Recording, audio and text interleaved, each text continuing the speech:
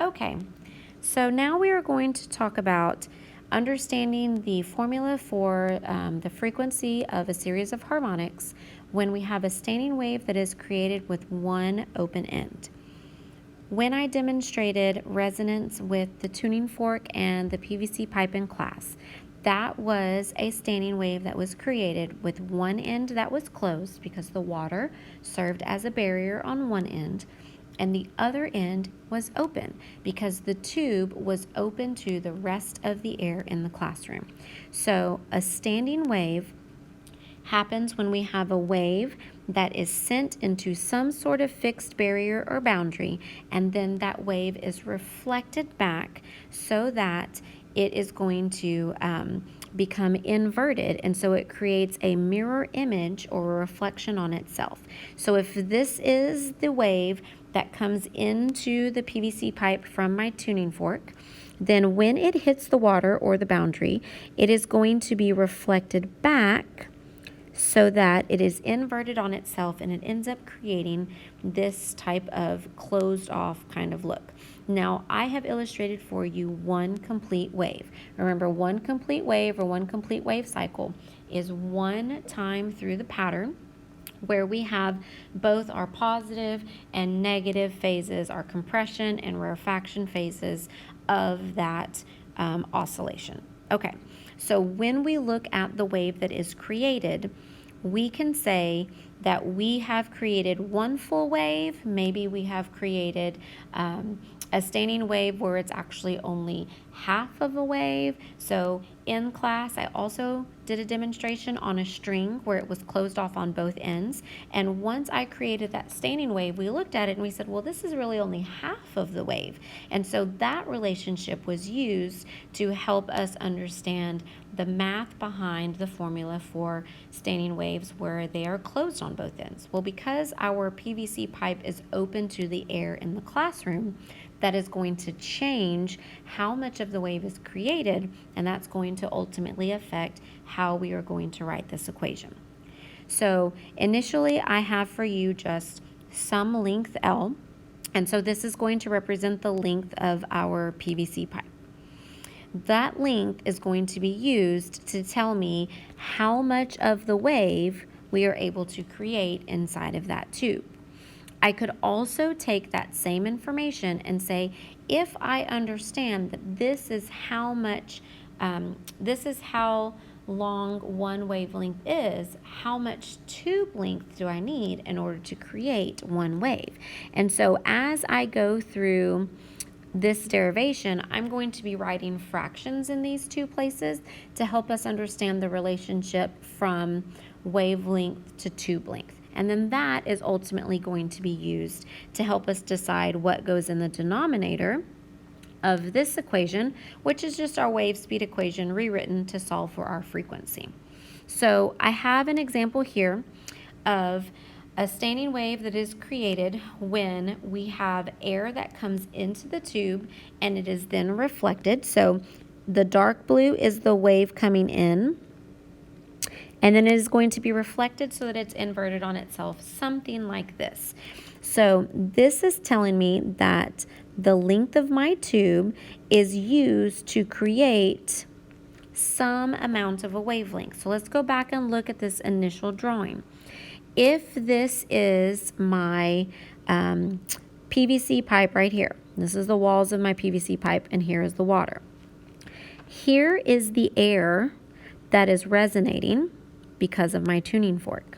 So this is only covering 1/4 of my wave. Remember, this whole thing is one complete wave, so this is only 1/4 of that wave.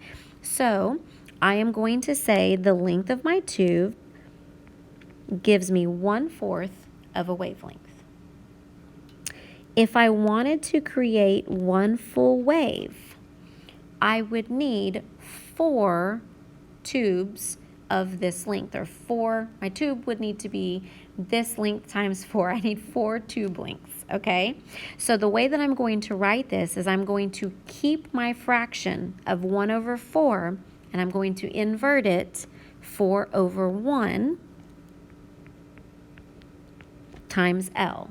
One full wavelength is going to be 4 over 1L, 4 of the tube lengths. Now, it may seem a little funny for me to keep this as a fraction, but this is going to allow us to see the pattern and help us understand this formula that goes with open standing waves by the time we're all done. So my equation for frequency says V over wavelength, and we're going to take that wavelength and we're going to replace it with what we have put here as our tube length. So we're going to put this in terms of the length of the tube. So this is going to be V over 4 over 1L. Now, we are not allowed to leave a fraction inside of a fraction. And I get that 4 over 1L simplifies to just 4L. But again, I want you to understand the pattern, and so we're going to continue to use these fractions. So let's just pause for a moment and make sure everybody understands the algebra behind how I would solve for this. I cannot leave a fraction as my denominator, so I am supposed to multiply both the numerator and the denominator by the reciprocal of that fraction. So here for 4 over 1 just cancels in my denominator. My numerator then becomes 1 over 4 times V over L, which could be rewritten with 1 in the numerator times V, and then 4 can just be placed in the denominator because it's 1/4, right? So when I say, moving forward, that we're going to take this fraction, 4 over 1, and we're just going to multiply by the reciprocal, now you understand what I'm asking us to do. All right, so that means that my equation could be rewritten as 1 times V over 4L. Let's look at our second diagram. Here I have a standing wave that has hit the barrier, which would be the water, and then it gets reflected back. Now it's a standing wave. And so we are going to say what this relationship is between the length of the tube and the wavelength. So now, inside of this tube, I have created 3/4 of a wave. So let's come back here and let's look. My tube, and it's going to look on this diagram like the tube grew, but it didn't. It's the wave change, but that's okay. So the tube is now going to cover all the way to the next antinode. So all of this is now inside of the tube, and this is the length of the air column that is being oscillated. So now when we're trying to say what that relationship is between tube length and wavelength, well, now the tube is going to give me not 1/4, but 3/4 of the wave. Here was the initial 1/4. Here would be 2/4, which most of us would just call half of a wave. And then here is my 3/4. So we wrote this as L equals 3/4 times the wavelength. So if I wanted to create one full wave, I would need 4 over 3L. Now, compared to the original tube length, I would need 4 over 3L. So my frequency is V over lambda, which we will replace with 4 over 3L because we said that's what lambda is equal to. I cannot leave a fraction in my denominator, so I'm going to multiply by the reciprocal. And this is going to give me 3 over 4 with V in the numerator and L in the denominator. So this is going to give me 3/4 of my wave. Okay, for the last illustration, here is my wave coming in. Here is my wave reflected. And you see, once again, it ends on an antinode.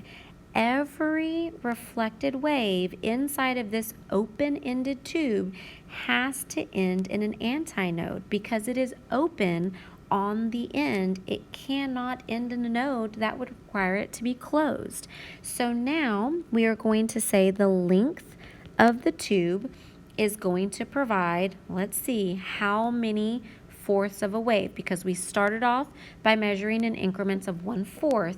So every standing wave is now going to be measured in increments of 1/4, okay? So here is a fourth. Here is a fourth. Here is a fourth. Here is a fourth. There's another fourth, and here's another fourth wave. So I have 1, 2, 3, 4, 5 fourths of a wave. So the length of the tube is going to give me 5 fourths of a wave, or 5 1/4 waves, because we started off by measuring in 1/4 of a wave. Okay, so that means if I wanted to create one full wave, I would need, we're going to flip that fraction, and we're going to need 4/5 of that tube length. Okay, 4/5 of the tube length. So my frequency is going to be V over lambda, V over, and we're going to say 4/5L, because lambda is equivalent to that.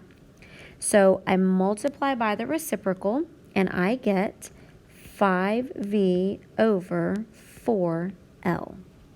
Now, if we look back at our pattern here, we can see that for all of our formulas, our end result, we had 4L in the denominator. Once again, with this being an open-ended tube, I am going to have to end on a node. On an antinode. So that means the first standing wave is only 1/4 of a wave. So we have 4L in the denominator for every equation. So the equation you are provided is Fn, where n represents the number of the harmonic, is equal to NV over 4L. So we are solving for frequency F. This just says that I can find the frequency of the first harmonic, the frequency of the third harmonic, okay? Where we have 4L in our denominator in the formula, and sure enough, if you look, every relationship that we wrote out left us with a 4L in the denominator. Okay, so when we look at our numerator, n represents the number of my harmonic. So my first harmonic was created when it was 1/4 as my fraction. We do not have the second harmonic because that would require us to end on a node. If the first harmonic is 1/4, the second harmonic should be 2/4, right? But 2/4 puts me ending on a node where it's closed, but it's not closed. So I cannot create the second harmonic in my tube. The third harmonic, the third fourth, is going to end on an antinode. I can create that because it's an open-ended tube. And so you can see my third harmonic, look at that, 3/4 was the next relationship that we were able to create, where this is the third harmonic and I have a 3 in the numerator. The fifth harmonic was the next wave that we were able to create in our tube. And so we have a 5 in the numerator. So my formula says that the number of harmonics is the number n, and that is going to be multiplied by the velocity divided by 4L every single time. Now, if you have not noticed, I was only able to create the odd number harmonics, 1, 3, 5, and if I continued, 7, 9. So with an open-ended standing wave, we have to add this detailed information that we can only have whole number harmonics, but they must be odds. I can only have odd numbered harmonics with an open-ended tube.